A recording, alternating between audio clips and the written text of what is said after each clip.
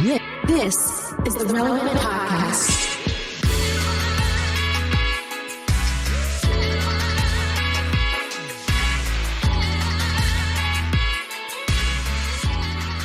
It's episode 1207, and it's the Relevant Podcast here in Orlando. I'm your host, Cameron Strang, and joining me from Loverland, Virginia, it's Jesse Carey. Hello, hello. From Nashville, it's artist, producer, mogul, Derek Miner. What's happening?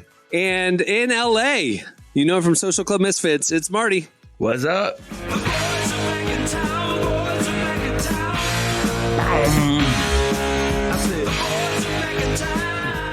Emily is out of town today, so you are stuck with the boys. All right, boys, shirts off. It already smells like a locker room in here. Sorry, guys. Yeah. Smells like bacon. These episodes always come off the rails very, very quickly. Before we get there, Marty, it's been a while. How are things, man? I haven't seen you in a bit. Good to see your face. You as well. Sight for sore eyes, man. It's been a week. It's been a great week.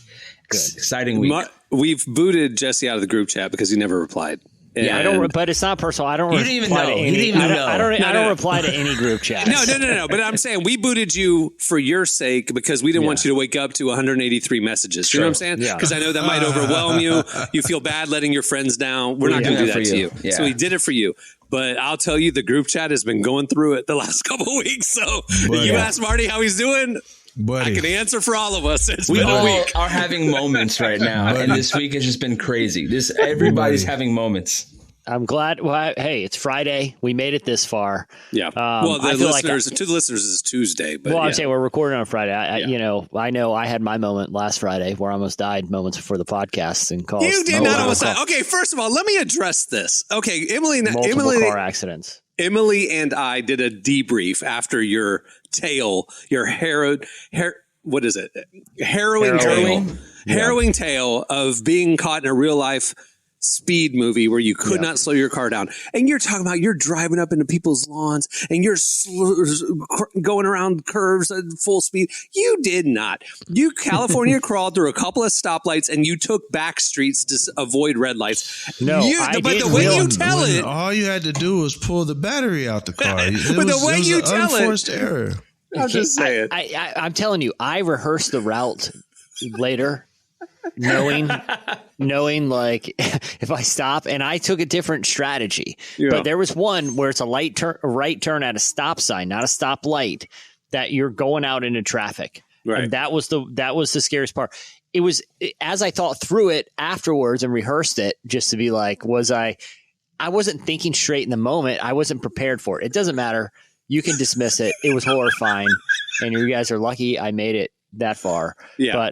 But anyway, I'm glad to see all of you guys. I'm sorry that it's been a week for everyone. It's been a week, man. Can I tell you guys something that happened last night? Please do. I'll start. I think this will start the great conversation. So yesterday, going through it, I went to a parade in Orange County. It was great. It was a kids parade. I have a son. It's so fun when you have your kid now. Just a bunch of children walking down the street. What kind of parade is this? You know what? Actually, it's not a parade because it used to be a parade. Have you ever been to a parade?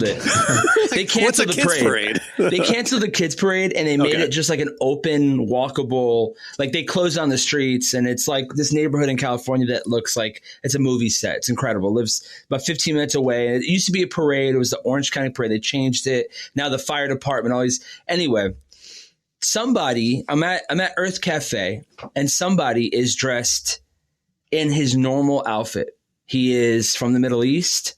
He's dressed in like a garb he's dressed to the T that it looks almost like, is this a joke? Like, but he's Middle Eastern. So it's like, it's not a joke.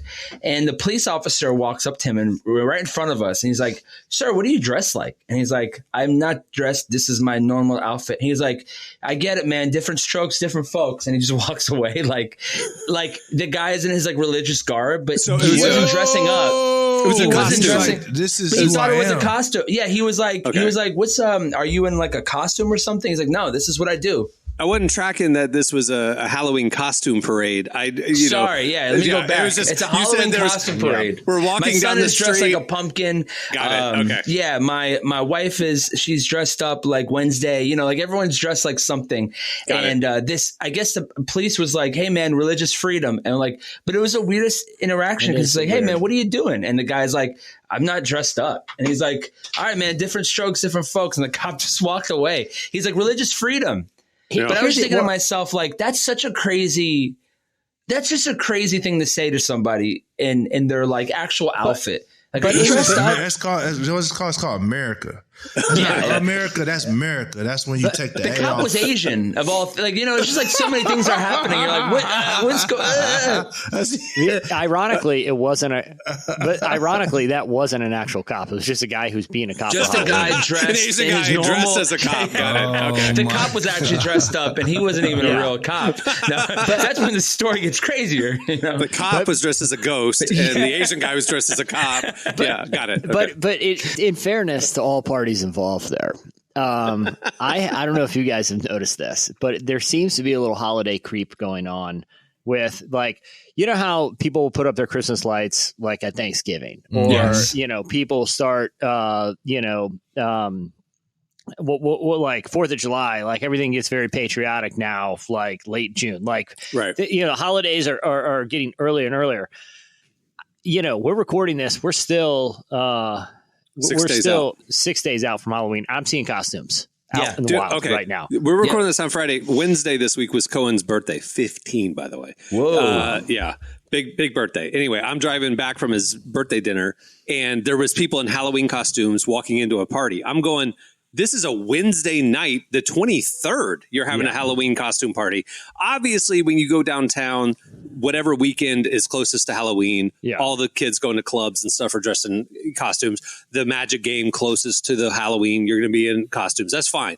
But why are you randomly throwing a costume party 8 days early? Because they bought their costume in August. Okay, they just got to get got it. That's a Larry David skit. They have Christmas lights are up in Nashville right now. There's some Christmas lights that are up in Nashville right now. They're like the Christmas section. I went to Lowe's yesterday because, you know, the remodel and to get something simple, and they're full in Christmas. Like the Halloween stuff is gone almost. Like it's just a little bit left. I mean, it's 5, 6, 7 rows of Christmas stuff now.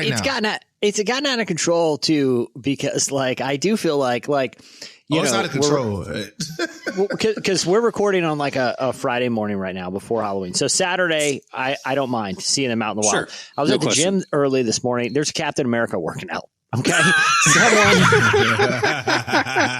someone's dressed like Liu Kang and he's working out in a very uncomfortable Captain America, and it's like I don't know if that's necessary. Like I could see going to the gym maybe Halloween morning, right? I blame this on TikTok, bro. But we're like a week out. TikTok's fault. Well. I do have you guys picked out your Halloween? Like, are you guys going to any parties or anything that's going to require you to dress up? I'm dressing up as a black man. I'm dressing up as a Middle Eastern man. So I'm dressing up as an Asian cop.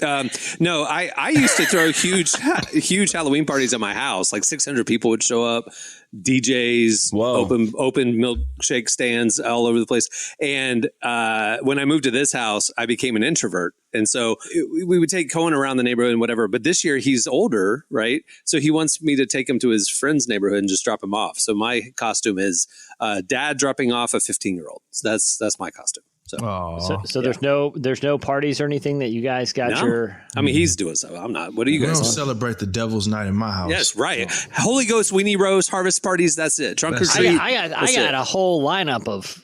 I got a carnival one night. Wait, carnival or carnival? Pumpkin carving. It's a pumpkin carving. I've never heard that word in my life. Me either. I got 2 Halloween parties this weekend. Everyone's, you know, you gotta get your costumes in rotation. You know, but you know, my go-to if I had to have a costume is our flight suit from Space Camp. I would just did that one year. I did that one year, and I had a Nerf gun. I put Space Force.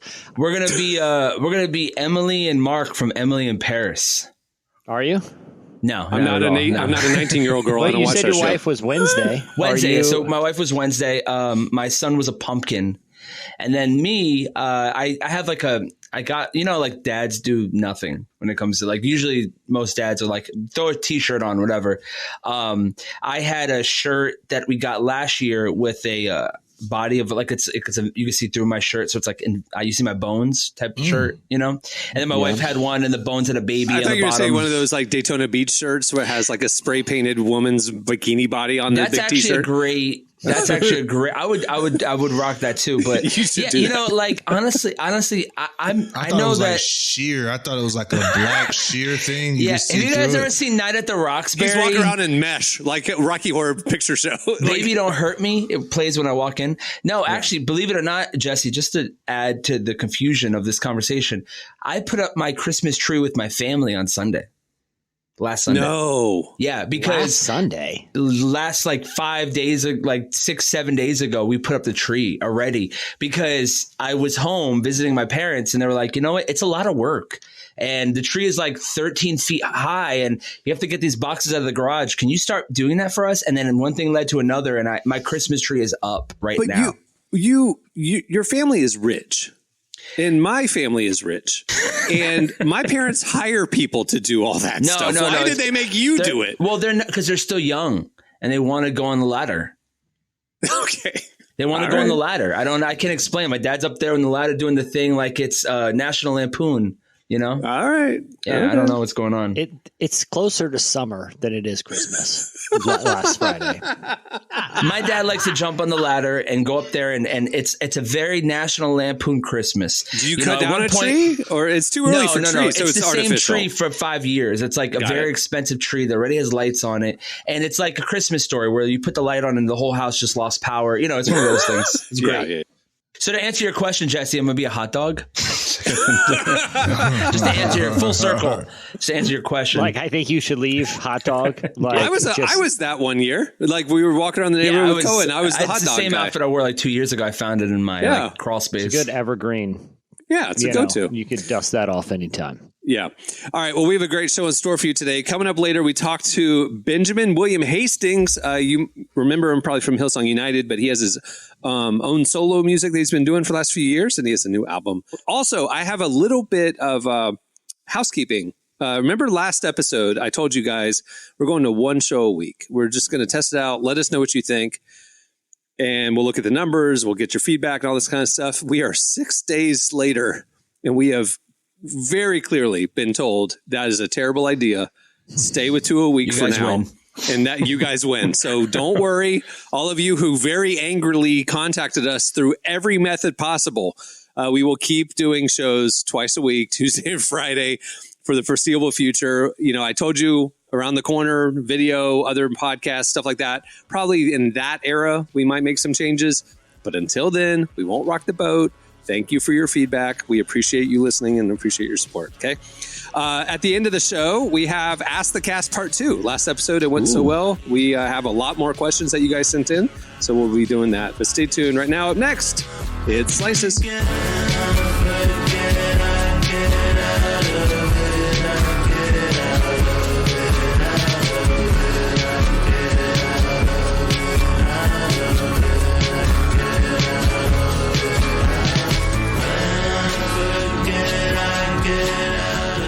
You're listening to Billy Lemos, Binky, and Squib. The song is Angel.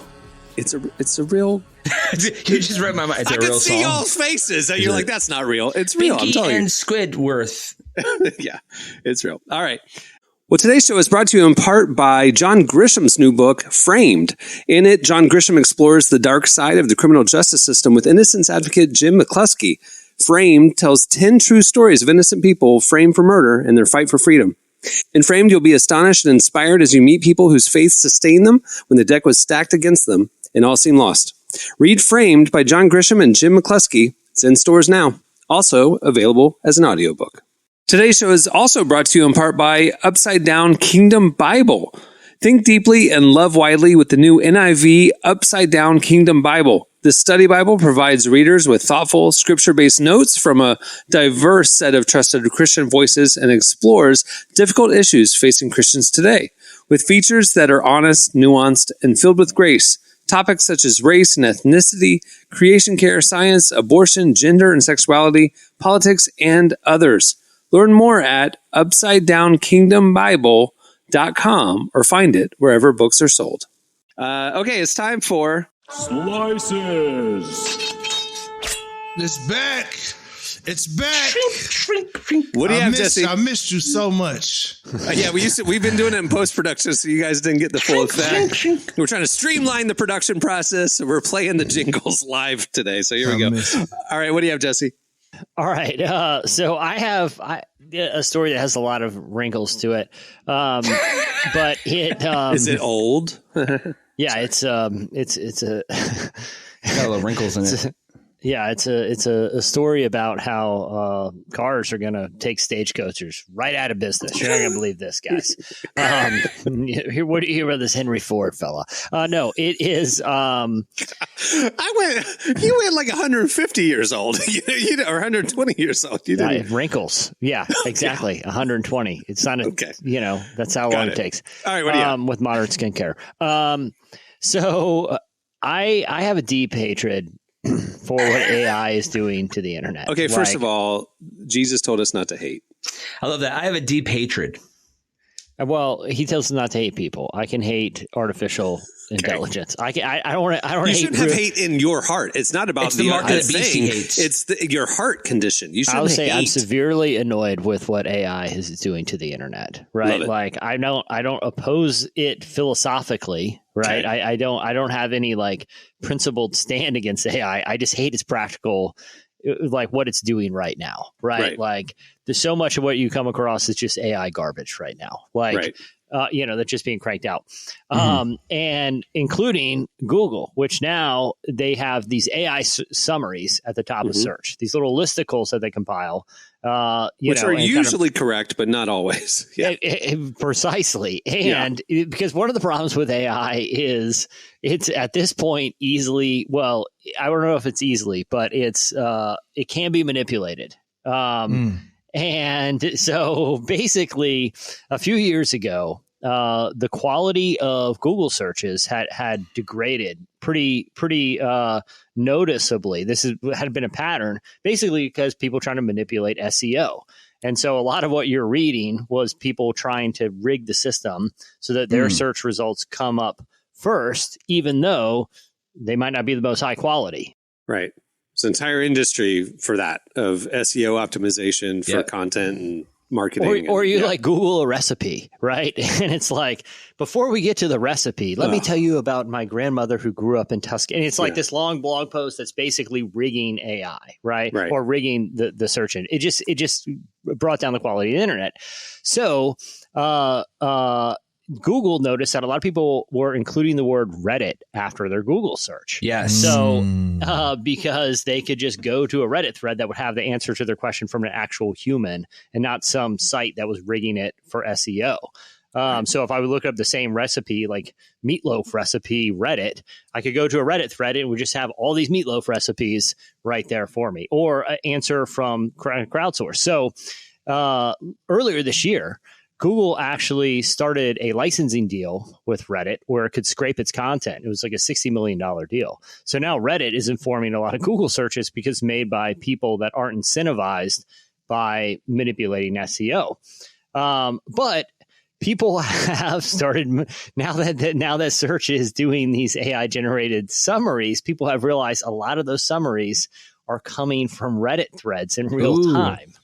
And so what is happening in some major cities, they first noticed this in London, but in other cities, people have their favorite restaurants they notice were getting kind of overtaken by tourists almost overnight. And what they realized is people were searching for like best restaurants in London, and their favorite local places were being at the top of these listicles because someone on Instagram posted it or someone here. So people are now in these big cities where they feel like their favorite places are being taken over by tourists with long lines and kind of degrading the quality of the experience, are making Reddit threads saying the best restaurants in their town. and are raving about ones that are terrible. That's incredible. That's incredible. That's great. So now the Google AI. So now the Google AI scrapes Reddit and see those are the most recent, and everyone's upvoting them, and that goes to the top of the listicle. That's great, and it's worked. But here's what I found most interesting. Here's another wrinkle, right? You already got a couple. You got SEO, you got AI. You got people on Reddit. This summer, the Federal Trade Commission announced a rule that prohibits the creation, purchase, and distribution of fake reviews and testimonials. This is positive or negative. So basically, a business cannot create, sell, or procure reviews online. Like you can't go and pay people to positively review a restaurant on Yelp or give your opponent a negative review. If you're caught, you can get like a $50,000 fine. But like Amazon does that all the time. Golly. But now there's a law of prohibiting it. Is it just restaurants or like any products and stuff? Any business that is caught doing this is now subject. I was researching. I told you I got the like pool robot vacuum thing, and I'm telling you, I heavy review, stuff, and all the best reviews. You dig, you can figure out that the product was given to the reviewer for free for the review, which of course was glowing. Well, so you're saying that's illegal now? As of August 2024. So, I mean, this is weeks old law. Because you told me when I was talking about that robot stuff, you're like, dude, don't go the 5-star reviews. You got to go the 1-star reviews. And I'll tell you, it was completely accurate. I returned 3 of those vacuums because they were terrible. And then when I read the 1-star reviews afterwards, they were like, they said the exact thing that happened to me. Exactly. So it's like never start with a 5 because people pay for 5s. They don't pay for 1s. But not anymore. They can't. You just said. Yeah. So there's a new law, and it's obviously I don't know how the means of I don't know what the means of enforcement are, but this is the new FTC law, and it just passed in August. So this is literally a few weeks old here. But I kind of was thinking about, well, what about the people posting these fake?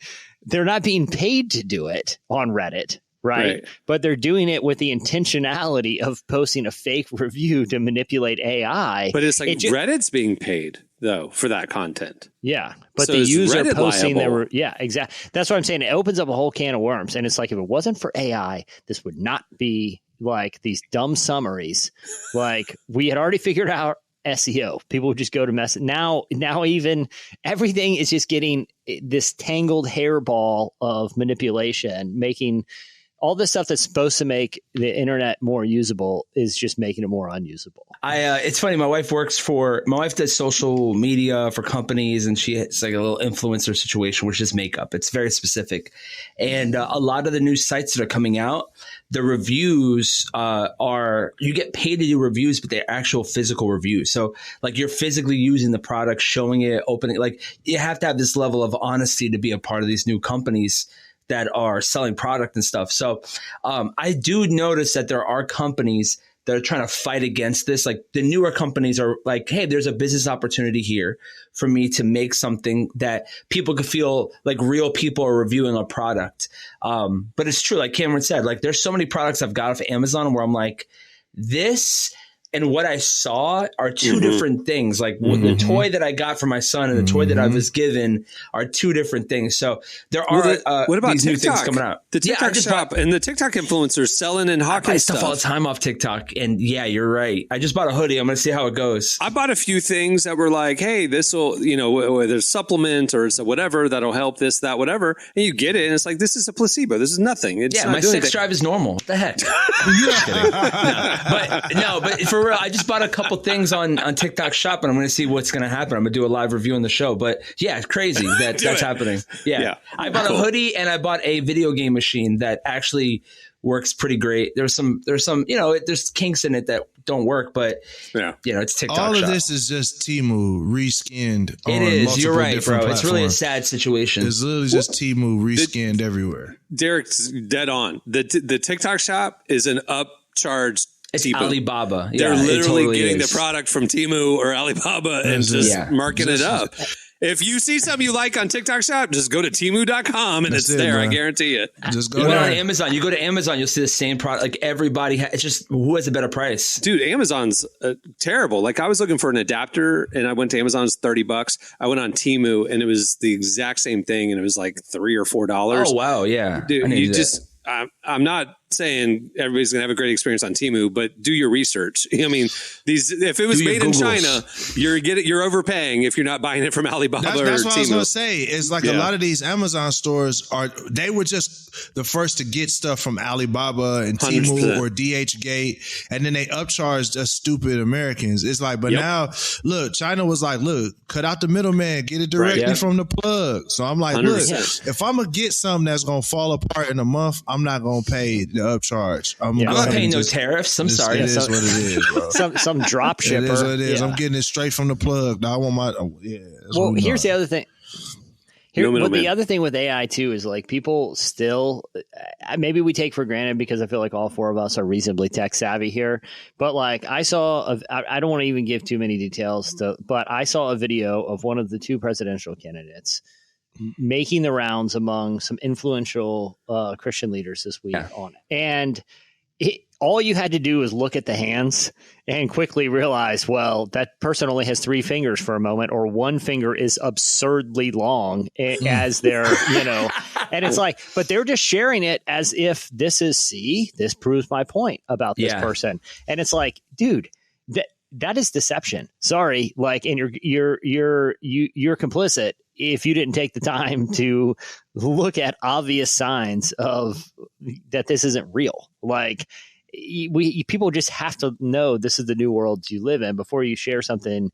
I think even if you can't fact check everything or community note it, at least see if this video is AI or not. The boomers are falling for it. You know that, right? Like my mom falls for that all the time. And I'm like, Mom, literally look at the guy's hand. It's like there's 15 fingers on it. And she's like, oh, I didn't see that. My mom falls for that all the time. She thought that Trump was really saving people in the water, but it was AI walking through.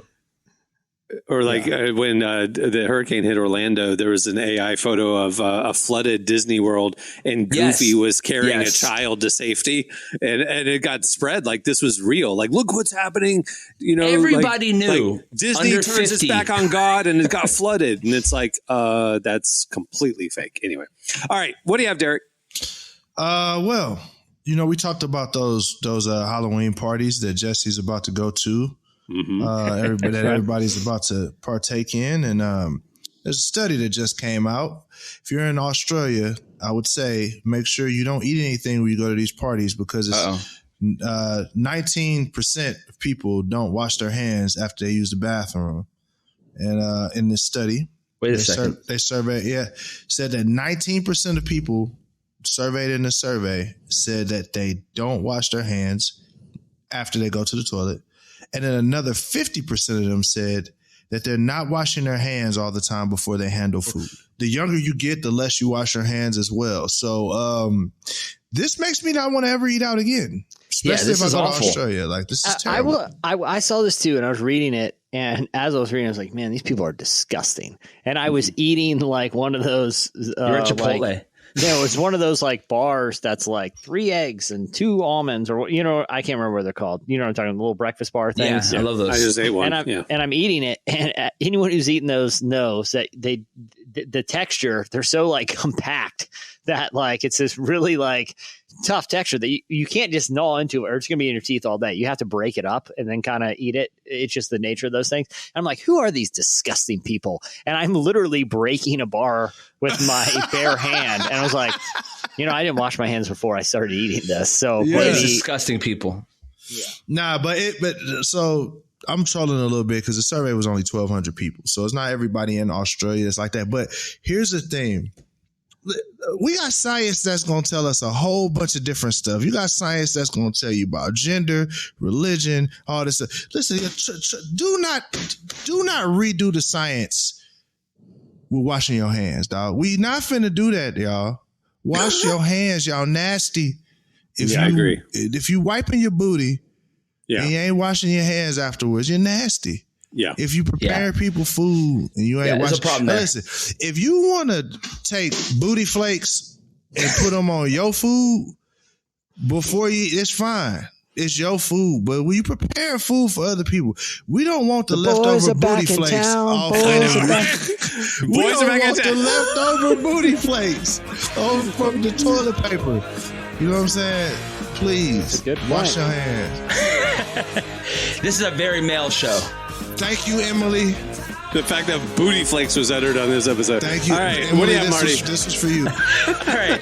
What's up, guys? So here's my slice. So Gen Z does not want to see sex anymore in movies. They don't want to see any type of romance. Actually, they're calling it no-mance. Have you guys heard about this? No, this is crazy. Put me on. No, we posted it this week. It's crazy. Tell them, Marty. And I will. Okay, so they did a survey, 14 to 24-year-olds, and 63% of them said we do not want any level of romance. We just want the story. We want, which is totally contradictory to everything every generation has ever made. Everything has always been centered around love interest.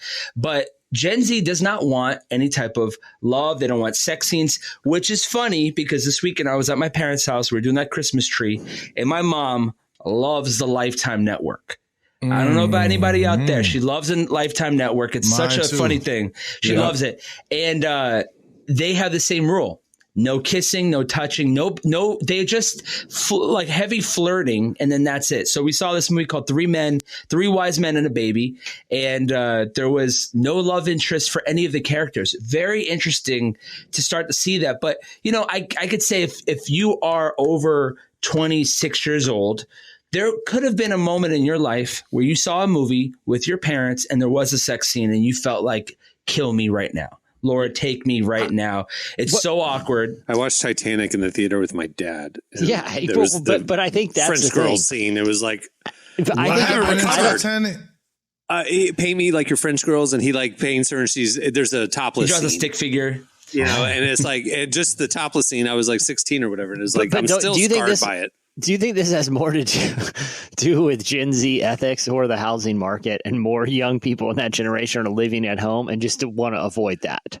I think there's something in there, Jesse. I know that you have these wild takes, but okay. So, but there was like experts talking about this in the article, and like one of them says like, well, that doesn't make sense because the two biggest shows among Gen Z are like Emily in Paris and the Sex Lives of College Girls. Yeah, and the expert was saying they're big because there's no other options. There's absolutely nothing else left. This is that's a number one show. We don't want this. We're watching it because it's all you're giving us, but we don't want this. Give us stuff that's platonic. It's friendship. It's not based around sex. And it's like, I think Hollywood needs to listen. So, and I'll be honest with you, end it here. But I mean, I have seen Emily in Paris and my wife, unfortunately. But watching the show, it's one of those shows where it's so mindless that you could put it on and you could watch it anytime, and you're like, I like it. It's good because it's like it's always happy. There is an element of the show where you could just play that show, and you won't see any sex, and you just see like talking, and it's like flirtatious and maybe kissing, but Gen Z doesn't even want kissing. Right. They don't want any type of, they just want platonic they want other friendships. Stories. That's it. Yeah. It's because they're inundated with cheeks everywhere with no good stories. Like, that's what I think. It's just like, there's no actual good stories. Like, we grew up, like, think about this. Only thing that's happening is they're remaking all of the dope stuff from our childhood. You know, and then they're sexualizing it or updating it. And it's just like, I think these kids are just like, dog, can we just get an actual album or movie or a television show that has a real plot line and not just cheeks? Say this. Listen to this. You're talking about music. Think about music right now. Everything is either angry or about sex. That's it. You're right. There's no love songs anymore. You're right. There's no boys are back in town songs anymore. Right. Yeah, I got to make that song. You know what I'm saying? Like the music has gotten so sexualized, and that's all they've known for the last 15, 20 years. Yeah. I think they're just over it. Can we have a break, please? Tell us something else. Give me a story. Tell me a story I've never heard before. Right. True. All right. Well, there you go. No more sex in movies. Okay. That'll do it for Slices.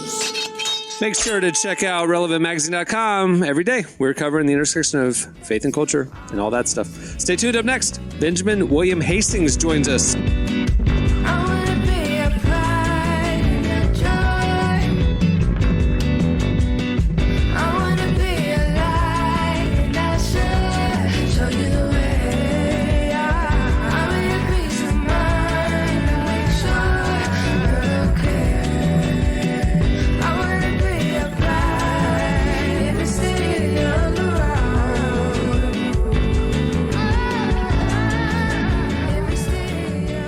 You're listening to Fouché. The song is Still Around.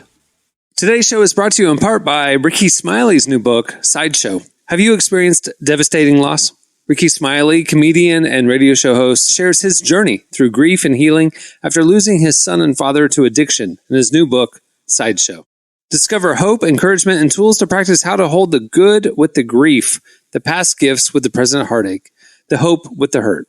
Learn more about this autobiographical book that can serve as a helpful resource at sideshowbook.com. Today's podcast is also brought to you in part by the new book, Counting Miracles. One miracle might change 3 lives forever. From Nicholas Sparks, author of A Walk to Remember and The Notebook, Counting Miracles is an emotional novel about second chances. It follows Tanner, a former Army Ranger searching for his father, Caitlin, a doctor balancing work and family, and Jasper, an elderly man facing personal tragedy. As their paths cross, none expect a miracle, but it may change their futures forever. A story of redemption and belonging, Counting Miracles is available wherever books are sold. Well, our guest today is Benjamin William Hastings. You know him from his years as a worship artist with Hillsong United, but he's been releasing solo music on his own for the last few years. In that time, he's also gone through the process of a recovering deconstructionist, as he calls it.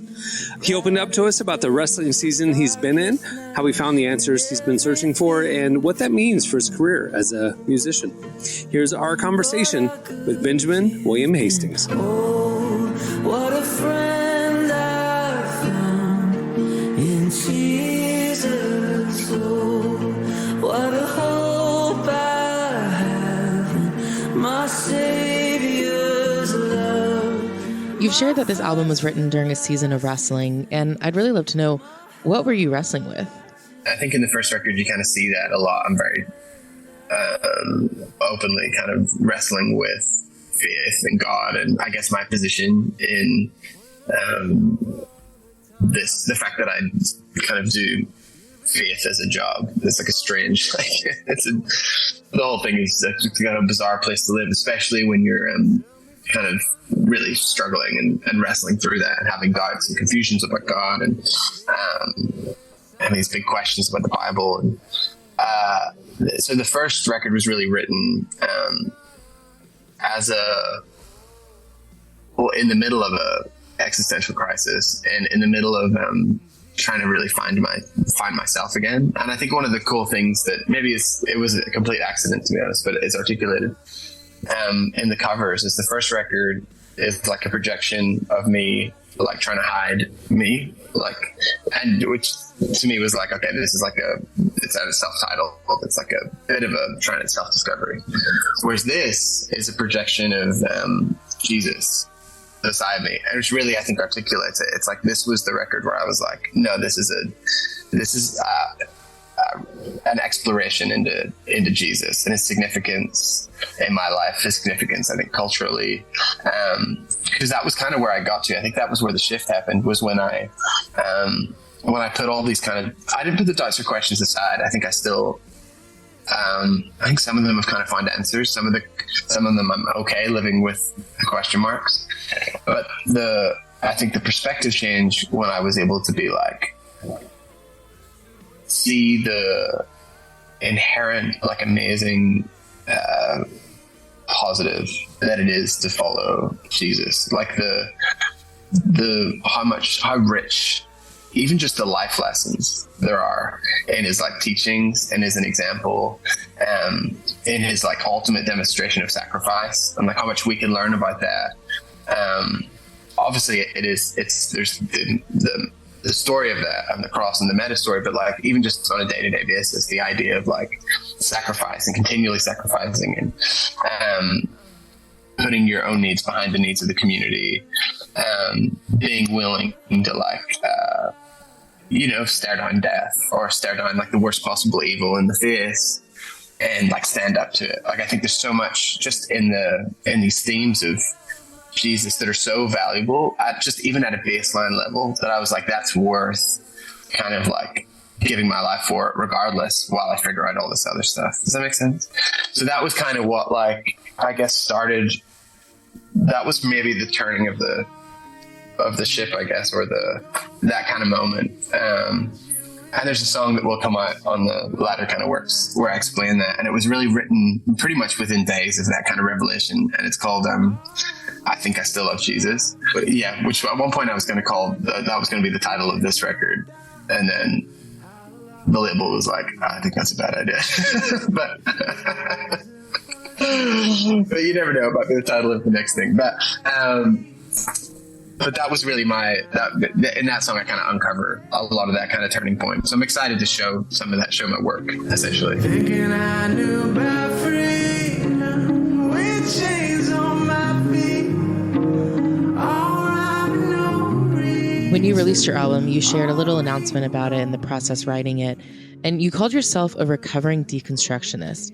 Can you unpack that phrase for me? What does that look like exactly? Well, I think that I've always found the interesting thing about like deconstruction, especially people's critique of deconstruction, is that like, well, there seems to be a lot of like, especially in the evangelical church, a lot of like shame or negative connotations put around the idea of deconstruction. And I understand that it's kind of scary. It's scary for pastors that like people are leaving or whatever. But at the end of the day, no one's like willingly knocking down a perfectly good house. If you're already living in something that is like working, like we tend not to change things that are working, like if anything, we tend to get like something has to really start breaking for us to like actually pay attention. Like I know my car, like the lights are coming up all the time, but it's not until I'm pulled over on the side of the road that I'm like, I should probably call a mechanic. So like, I don't think anyone is like willingly tearing down something that's working. I think it's the bricks are already crumbling when you realize that like, hey, this isn't like working. And it's not saying that it's actually nothing to do with the church community. It's nothing to do with all these things. It's to do with the framework, and we all have slightly different ones in which we have like built our theology upon, like our worldview, which also includes a bunch of other things. But this kind of worldview, this way that I saw God, this kind of this framework at which I built all that on, I realized just wasn't cutting it. It wasn't. It was falling apart really, and that was being exposed by these kind of like these doubts and these questions. Because when I really got to the bottom of it, the problems weren't with God; they were with my interpretation of, say, certain things in the Bible that I was like, I needed to work like this, or it's been a pillar, it's been a cornerstone of my faith that it works like this. And then you kind of have some of these revelations like, well, maybe actually that works like that. But then like, oh wait, is the whole house kind of stable anymore? Like, can I keep building on, or do I need to rejig things? And so, and that's the scary also part about like the deconstruction, is that once you start tearing it down, there is actually no, it's really hard to build it back up, and you got to really fight to kind of rebuild it and rebuild it right. It's kind of tempting to just kind of do the thing you did before because you're confused and lost and it's easier.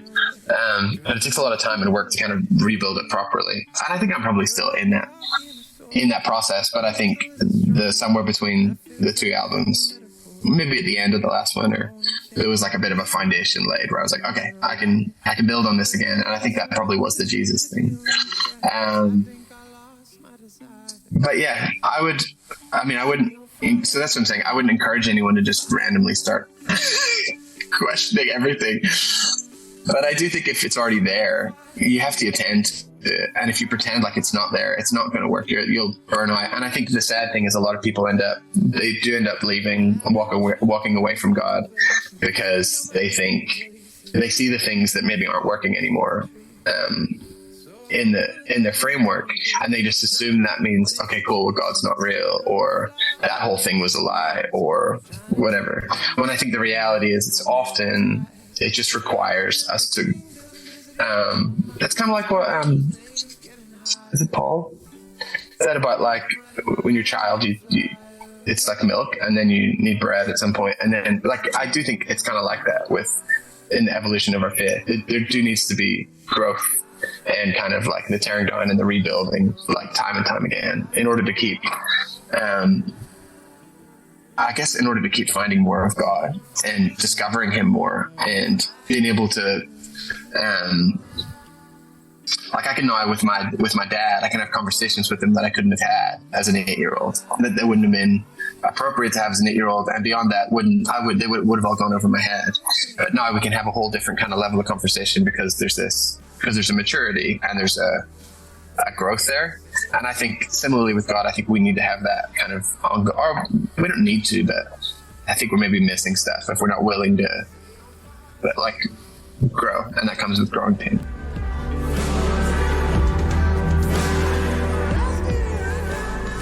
I'm curious, how did working on this project help you through that process? So there's the first song we wrote, which I think I referred to that turning point, was a song called Abandoned, which we actually wrote for Brandon originally. And then we wrote the song More that he put in his record for me. And he kept calling me being like, dude, what are you gonna do with More? And I was like, yeah, I'm gonna sing it. And the last time he called, I was like, all right, dude. I was like, I can tell you want it. I was like, what if we do a trade? So we swapped More and Abandoned. And so, but that was probably that was one of those songs in that kind of moment where that really made me want to pursue a worship record, which is cool that it actually ended up in my record, because that wasn't the plan at the time, nor did I think that was what was going to happen. But I had this really interesting conversation with like a friend. He's a bit of a mentor. It's probably might have been a year. I don't know. It was right after Abandon came out, and he was saying like, oh, like I really like that song, and he kind of gave me this strange challenge. He wasn't even trying to, I don't think, but he was like, when I heard that, he was like, somebody that actually felt all the things that it says in those lyrics probably couldn't write that song. He's like, that's written by someone that's kind of that wants to be all those things, that's in the pursuit of being that kind of person.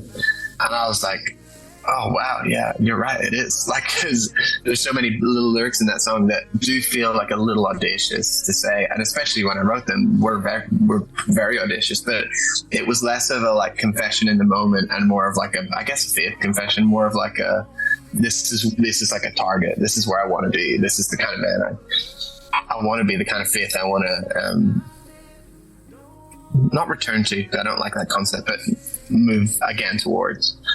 And yeah, so that then kind of out of that conversation unfolded all the lyrics of Set Me on Fire, which I would say is the other side of that where you're like, even there's a lyric in it, I tell you I surrender, but it's feeling trapped because I lost my desire. So that's me unpacking that conversation with my friend and also trying to move towards the same goal. It's like, yeah.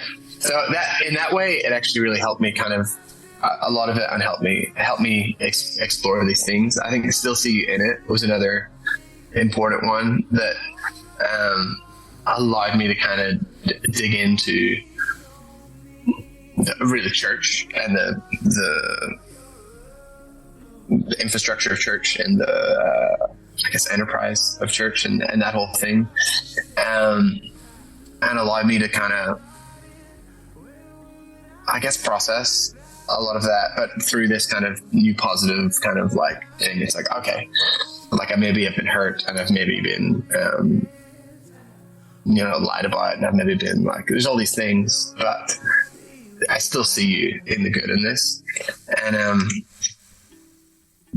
I really enjoyed getting to make that tangible. Like there's the city campus in Australia where I attended for 10 years. There's this amazing guy called Francis, who's a video guy, and he's there. He serves on Saturday nights, serves Sunday mornings in a different role, and then Sunday nights he attends. So he's there all 3 services, and he doesn't have a car, so he would often ask for a ride to the train station. We would get talking, but just the sweetest, most like amazing guy. Always wears these big Hawaiian shirts and shorts just every day. He's a different Hawaiian shirt, and sometimes they've got like Disney characters on them. He's the best. And so I give him a bit of a shout out in I think it's in the second verse of still see in it, because really that is where I think you see, it's like, I think I was getting caught up in the church getting all these things like the enterprise of it, and it was hard for me to get past only seeing that. And then when I was able to kind of take some time and look at it, it's like, well, no, there's all these amazing people. It's like the grandmas in the kitchen, and this is what church is. This is the beauty of it. And I just got so caught up in, the machine of it that I lost sight, I think, of so many of those beautiful details. And sometimes it takes time to see beauty again. I think to see the good in any kind of relationship, once it ends, it's like you maybe see the bad for a minute, and then you're like, actually, no, that was mostly good. It's just I was just hurt for a second. So set me on fire, set me on fire. Set me on fire, set me on fire. Set me on fire, set me on. That was Benjamin William Hastings. Make sure to check out his new album, Sold Out Sincerely.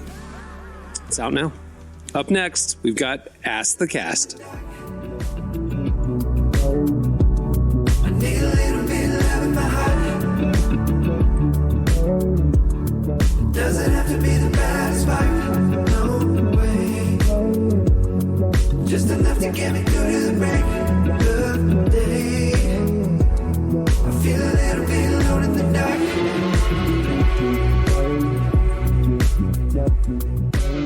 You're listening to Buttercats. I don't suggest you put butter on your cat, but Buttercats, Alone in the Dark is the song. Well, today's show is brought to you in part by World Vision. We all subscribe to a lot of services that make our lives easier and more entertaining.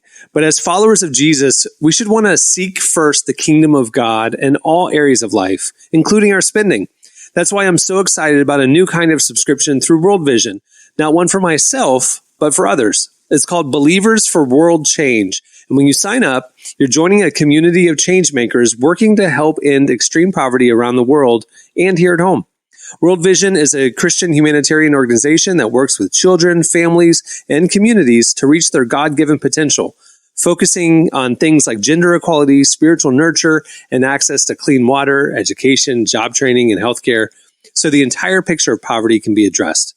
Let's subscribe to something new together. Subscribe to World Change today at worldvision.org. Again, that's worldvision.org. Well, Relevant has a lot happening this year, and we don't want you to miss a thing. Make sure to sign up for our newsletter right there on the front page at relevantmagazine.com, and we'll send you our top 5 trending stories sent to your inbox every weekday. We'll also send you a weekly podcast newsletter with the latest episodes, some fan extras, and first peeks at the new shows that we're going to be rolling out throughout this year. Make sure to sign up. It's the best way to keep in touch with everything we got going on. Okay, it's time for... Ask the cast anything you want, and we'll use our brains to answer. All right, it's Ask the Cast. You guys hit us up on X at Relevant Podcast. You DM'd us. You hit us up in our IG stories. And you asked us life advice stuff because we are the most qualified group of 4 males to give you good life advice. Yes, here, we are. I shared the document with the guys. I have no idea which ones they're going to choose, but here we go. Kick it off, Jesse. All right. If you could create a new holiday, what would it be called, and how could we you were celebrate gonna grab that. it? You know, I've thought about this, and I think one thing that the world just needs to celebrate is great storytelling through movies. I think the world just needs a movie day, and how you celebrate is that everyone stays home that day and you just kick back and watch movies. That's a great. I love that. I love that. That idea has 100% approval rating. No one's saying. And you can make up a reason we're doing it. You know, we there's this art form that doesn't get enough. No one cares. I mean, we could co-opt like President's Day or something, because like obviously we killed off Columbus Day. Now it's Indigenous Peoples Day. Let's kill off President's Day and make it movie day. Let's do it. President's Day. Why don't care? We exactly. This is. Listen, y'all know I'm not the most patriotic person on the chat, but I don't think we need to kill off President's Day. We got July 4th with movie day. We got July 4th. But okay, let's keep President's Day. I don't care. All the bank holiday.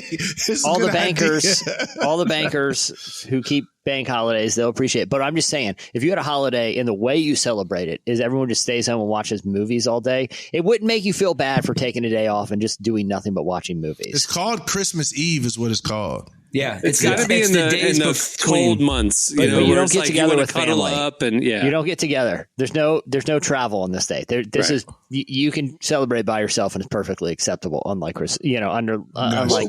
Are you thinking it's like fall crisp outside, or is it like dead of winter? Nothing else is going on, so we're going to stay in and do this. I think it's just before spring. I think it's just before you're wanting to get outside. So it's a February one. We got Valentine's Day. So you want to do it like, but there's a lot of social 28th? Obligations. February 28th, movie day. Movie day. Okay, done. And we could get rid of Valentine's Day and just call it Netflix and chill day.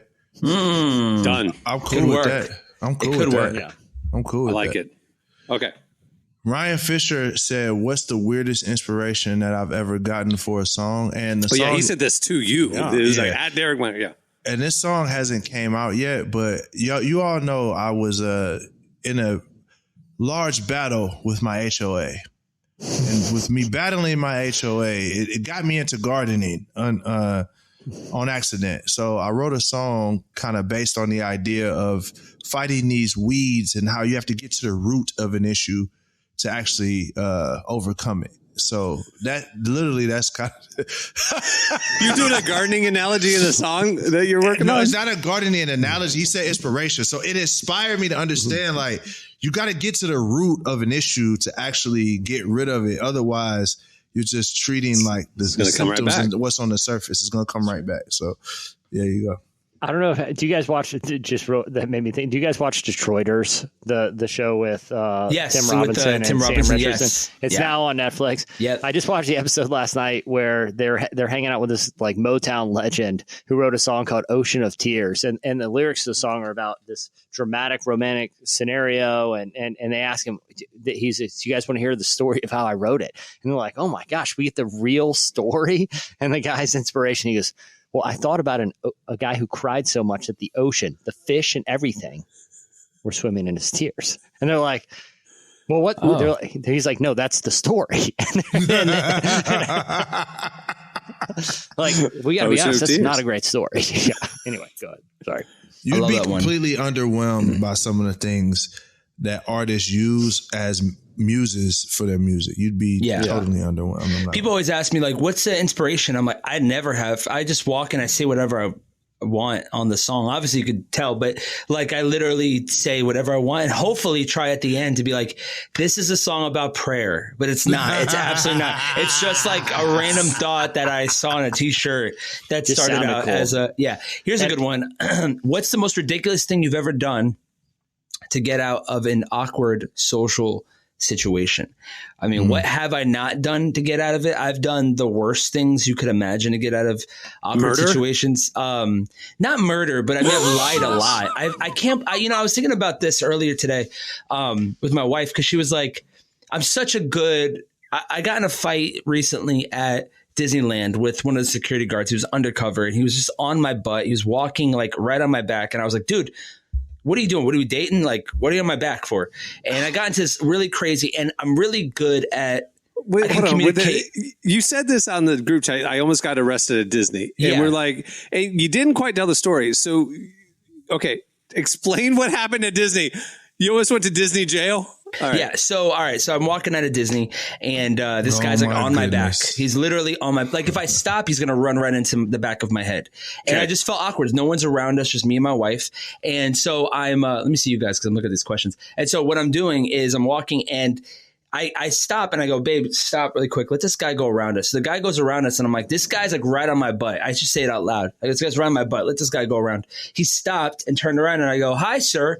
You are on my butt. Thank you. Please keep walking. Like keep it. This guy's like a 6'3" white dude, but he walks on. Yeah, he walks on his like tippy toes. So it's like I knew I could take him.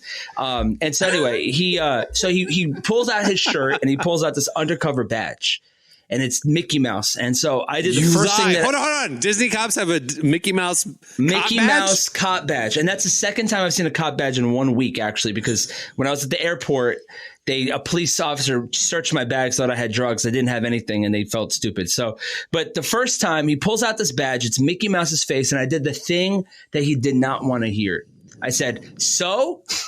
Got him so upset. It kind of like threw him off because he was like, oh, he didn't care. And I go, sir, especially if you work here, you need to be kinder and not walk on someone's back. Like there has to be some etiquette here. I don't know who you are. You're trying to rob me? Like, I don't know who you are. And so then he's like, well, why would I try to rob you? I'm an undercover officer. And I'm like, I don't know you're undercover. You're dressed like John Cena. Like, how am I supposed to know? You have a sweatband on the side of your arm. You have jorts on. I don't know. Like, I guess I could have put it together. I don't know. I could have put it together. But this guy was shorts. Like, yeah, he had jean shorts on. He had a sweatband on his arm, on his, he had a sweatband. His hat was like this to this. I'm dead serious. Oh, no. The way I resolved it was that he had a New York hat. And I said, dude, I'm not from here. I'm from New York, actually. So I go, you could understand. And he tried to give me like a handshake at the end of it. And I go, I'm good. I'm like, I heard of this thing about Derek. My buddy Derek Miner told me this thing about people not washing their hands. Please don't shake my hand. And so he just kind of stuck his hand out there, and I was like, worst. Yeah. They never wash. Apparently, like, trust me, I just ate a granola bar. It's fine. Yeah, apparently, like Disney cops are very kind. They're very good. I don't want to like disparage anybody. But one of the things I said that was like really awkward was like, I was like, I have to go to the bathroom. You're in my way. Like, you just lie. And it's just one of those things. Yeah. The bathroom excuse has been really one of my best, just adding on to using bathroom. I said my parents have gotten divorced. They never got divorced. I've gotten out of a lot of things, just lying and using excuse. That was in school though. Just to be last episode, Emily told us that she lies to get out of like subscriptions. She'll call up and be like, I lost my job. I can't afford this anymore to get out of a subscription that she couldn't. She's doing it at work. She's doing it at work. We gave her a hard time about lying. You're just sitting here next episode talking about lying to get out of stuff. Guys, really, honestly, I'm pretty sure every person listening has lied to get out, especially with cops. We all have said something. There's no shame in it. Let me dig both feet in the ground. We all have done this. I'm just the one who's vocal about it. I've never lied to a Disney cop. I've never lied to a cop. Yeah. I've lied to a cop. I've been like, I have to go to the bathroom. And I'm sorry, I'm racing. I'm going 65 and a 50. And I have to go to the bathroom. And the cop was like, okay, well, why are you going 65? And it didn't work, but I don't know why I lied. I don't know. All right, listen, we ran out of time. There are a lot more that you guys sent in, but Marty's lying stories took over. Pray for us. Okay. pray for the relevant podcast team. We need Jesus. Thank you, Lord. All right. Where's Benjamin Hastings when you need him? That'll do it for... Ask the cast anything you want, and we'll use our brains to answer. And we might lie to you. Don't believe nothing you heard. Well, before we wrap things up, I want to thank Benjamin William Hastings for joining us today. Make sure to check out his new album, Sold Out Sincerely, which is available now. Also, make sure to visit relevantmagazine.com every weekday, where we are covering the intersection of faith, culture, justice, and everything in between. A little something for everyone. If you want to make sure you don't miss out on our best content, sign up for our daily newsletter, where we send you our top 5 trending stories right to your inbox every weekday morning. Also, if you like the music on the show, check out our Heard on the Relevant podcast playlist on Spotify. We update it every week, or actually after every podcast. Speaking of every podcast, like I said earlier, we will be going back to 2 shows a week, every Tuesday and Friday. We heard you. We said, hey, we're in this with you. Tell us what you think. Numbers and your feedback told us go back to 2 a week. So that's what we're doing. We do have new stuff in the pipeline. We're excited about it. We're going to expand. We're going to give you more of what you want, different ways. But for now, while we're working on all that, 2 shows a week, like we've been doing every Tuesday and Friday. Make sure to subscribe, tell your friends, all the things, get word out. All right. On that note, we'll wrap it up. I'm Cameron Strang. I'm Jesse Carey. I'm Derek Miner. I'm Marty. We'll see you on Friday because we're coming back to 2 a week, everybody. Woo! You bullied us. Okay.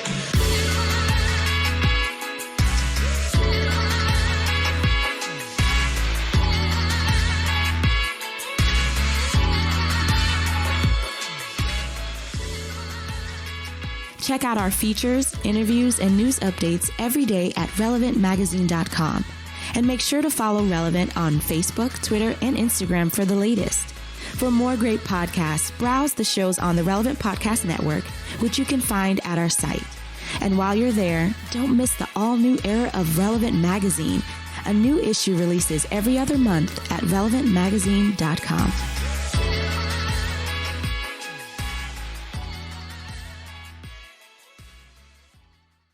One finger is absurdly long. Relevant Podcast Network.